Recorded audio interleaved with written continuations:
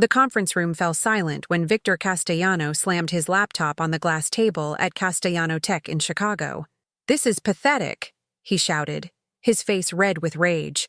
"Someone in this department is incompetent, and I'm going to find out who right now." 15 employees sat frozen, barely breathing. Victor, the chief operating officer, was known for his explosive temper. He paced the room like a predator, his designer shoes clicking on the polished floor. "The Morrison contract," he continued, his voice dripping with contempt. "We lost the Morrison contract because someone sent the wrong technical specifications.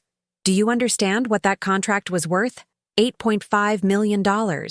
He stopped and turned to the door, where Elena Vasquez stood, 6 months pregnant, holding a stack of folders. Elena was the executive assistant, 32 years old, with warm brown eyes and a calm demeanor that made her the emotional anchor of the office. "You," Victor said, pointing directly at Elena. "You sent the Morrison specifications, didn't you?" Elena's stomach sank. She had sent them, but only because Victor's project manager, Derek, was sick and had specifically emailed her the file, assuring her it was reviewed and approved. "Yes, sir," Elena said calmly. "But Derek sent me the file and confirmed it was—" "I don't want to hear your excuses," Victor interrupted, his voice rising to a scream. "You cost this company $5 million. Do you understand the damage you've caused?" Elena felt heat rising to her face, but she refused to let tears form. "Not here. Not in front of everyone. Look at you," Victor continued, his lip curling in disgust as his eyes fell on her pregnant belly. "Standing there, probably can't even think straight with all those hormones. I knew it was a mistake not to replace you when you announced the pregnancy. Pregnant women are a liability in high-pressure environments, distracted, emotional, unreliable. You're living proof of that." The room seemed to have lost all oxygen. Elena's hands trembled slightly, but she kept her voice level. "Mr. Castellano, I followed Derek's instructions exactly. If there was an error in the specifications, you know what? You're done. You're fired. Clean out your desk and get out. I don't want to see your face in this building again." Elena felt the world tilt. Fired. She was 6 months pregnant and had just been fired. Her husband, Marcus, was a freelance graphic designer with unpredictable income. They needed her salary, her health insurance. The baby was due in 3 months. It was then that Elena made a decision that would change everything. For 4 years, she had endured Victor's tantrums and cruelty, had watched him bully and humiliate employees without consequences, had stayed silent because she needed the job, because she was afraid, but not anymore. Not today. Elena set the folders on the floor, pulled out her phone, and tapped the screen. "Actually, Mr. Castellano," she said, her voice suddenly calm and clear, "I think you should know something before you fire me. I've been recording every interaction I've had with you for the past 8 months. Every insult, every threat, every instance of harassment and discrimination. And 30 seconds ago, I sent everything, every recording, along with supporting documentation, to the board of directors, the HR department, the legal team, and my attorney." The color drained from Victor's face like water from a broken glass. You what?" "I recorded you," Elena repeated, her voice growing stronger. "It's completely legal in Illinois, one-party consent state. And the recordings show a clear, undeniable pattern of harassment, discrimination, hostile work environment, and retaliation, especially against pregnant employees and women in general. I'm not the first woman you've attacked for being pregnant, am I, Mr. Castellano?" Victor's mouth opened and closed, but no sound came out. Elena continued, pulling a flash drive from her pocket. "I also have documentation proving that the error in the Morrison specifications wasn't mine. Derek sent me a file that you had personally approved 4 days earlier. The mistake was yours, Mr. Castellano. You approved outdated specifications, and when the client rejected them, you needed a scapegoat. So you chose me, the pregnant assistant. Easy target, right?" She pulled a thin folder from under the stack she'd been carrying.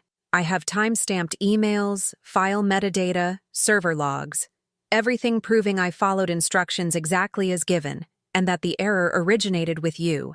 I also have documentation on 9 other employees you've fired or forced out in the past 18 months, 6 of them women, 4 pregnant or on medical leave. It's a pattern, Mr. Castellano, And patterns are evidence of discrimination. The room was electrified. Every employee stared at Elena with expressions ranging from shock to admiration. Victor looked like he'd been physically struck. You can't do this," he stammered. "I can, and I just did," Elena said calmly. "And here's what's going to happen now. You're going to sit down, stay quiet, and wait for the board to review the evidence. I'm confident they'll be very interested in the recordings where you discuss manipulating project timelines to hide cost overruns, where you brag about intimidating employees into working unpaid overtime, and where you discuss with your executive team how to structure layoffs to avoid age discrimination lawsuits. Yes, Mr. Castellano, I recorded all those conversations too." For the first time in his career, Victor Castellano was completely speechless. The emergency board meeting was called within 90 minutes. Elena was asked to present her evidence, which she did with methodical precision. She played the recordings, Victor screaming at employees, calling them worthless and stupid, threatening their jobs if they didn't work weekends without compensation. She played the recording of him telling a female engineer she should dress more professionally if she wanted to be taken seriously, followed by comments about her body. She played the recording of him and 2 other executives laughing about how they restructured the performance review system to justify firing older employees while avoiding legal liability. The board members' expressions grew darker with each recording. The company's general counsel, Patricia Chen, looked physically ill. The CEO, Thomas Castellano, Victor's uncle, who had given him the COO position, sat with his head in his hands. "How long has this been going on?" Patricia asked quietly. 4 years, Elena said. "Since I started. But I only began recording 8 months ago when I found out I was pregnant. I knew he would target me. He did it to every pregnant woman who worked here. Amanda Richardson, fired at 7 months for performance issues despite stellar reviews. Lisa Tran, forced to resign after he systematically excluded her from important meetings after she announced her pregnancy. Jennifer Kowalski, demoted upon returning from maternity leave and eventually pushed out. I have documentation on all of them, and I've been in contact with them. They're willing to testify." Thomas Castellano looked up, his face aged 10 years in the past hour. "Elena," he said, "why didn't you come to us sooner? Why didn't you report this through proper channels?" Elena met his eyes directly. "Because Victor Castellano is the COO and your nephew. Because he's untouchable. Because every time someone tried to report him, they were fired or their complaints disappeared. Because HR reports to him. Because I was afraid. Afraid of losing my job, my insurance, my ability to provide for my baby." She paused, her hand resting protectively on her belly. "But then I realized something. I'm bringing a daughter into the world. And I don't want her to grow up thinking it's acceptable to be treated like this. I don't want her to learn that staying silent in the face of abuse is the price of survival. So I decided to fight. Not just for me, but for every employee Victor has bullied and destroyed."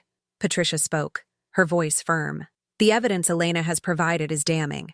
The harassment and discrimination alone would be grounds for immediate termination. But the financial manipulation and systematic targeting of protected classes? We're looking at potential criminal liability." Thomas nodded slowly. "Victor Castellano is terminated as Chief Operating Officer of Castellano Tech Solutions, effective immediately. Security will escort him from the building." He looked at Elena. "I'm sorry. Deeply, profoundly sorry that you had to endure this, that we failed to protect you. We will make immediate and significant changes to our HR policies and reporting structures. And Elena, we'd like to offer you a settlement, not to buy your silence, but to compensate you for what you've suffered." Elena shook her head firmly. "I don't want a settlement that makes this quietly disappear.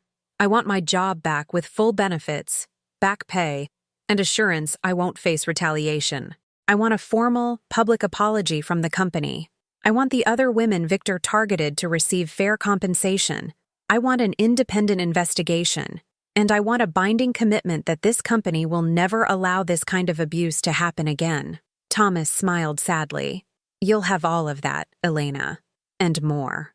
The news spread through Castellano Tech like wildfire, and by the next morning, it had leaked to the media. Elena's phone exploded with interview requests. She declined most, but agreed to speak with a journalist named Sarah Martinez, who had written extensively about workplace harassment in the tech industry. The interview was published 3 days later and went viral almost immediately.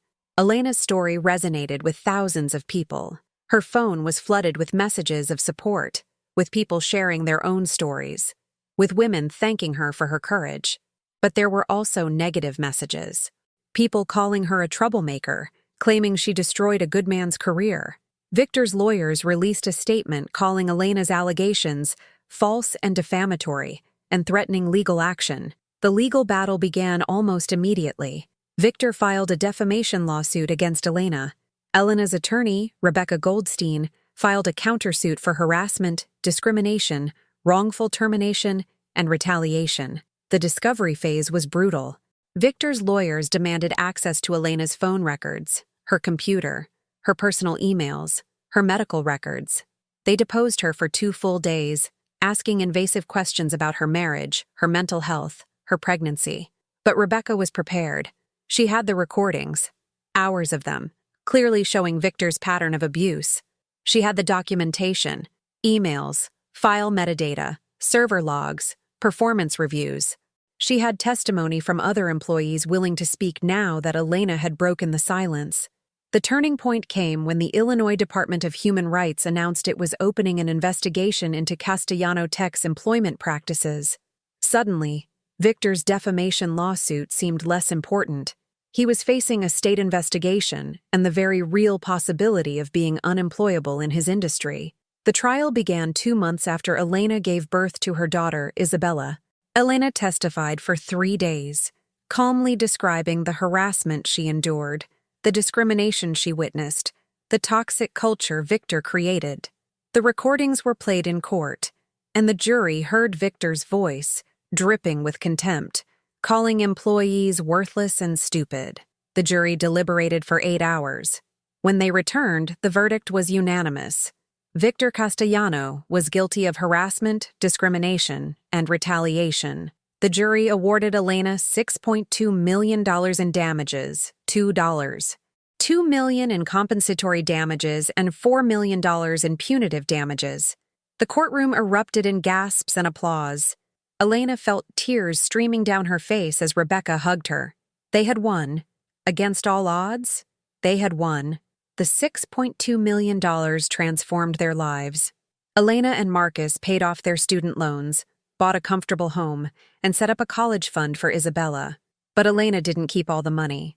She used $1.5 million to establish the Isabella Foundation, dedicated to helping employees fight workplace harassment and discrimination. I had Rebecca, Elena explained at the foundation's launch event. I had an attorney who believed in me, who fought for me. But most people don't have that. Most can't afford to fight, don't know where to start. This foundation is for them. Victor, meanwhile, faced the full consequences of his actions. The investigation resulted in findings of systematic discrimination. The company was fined $2.3 million.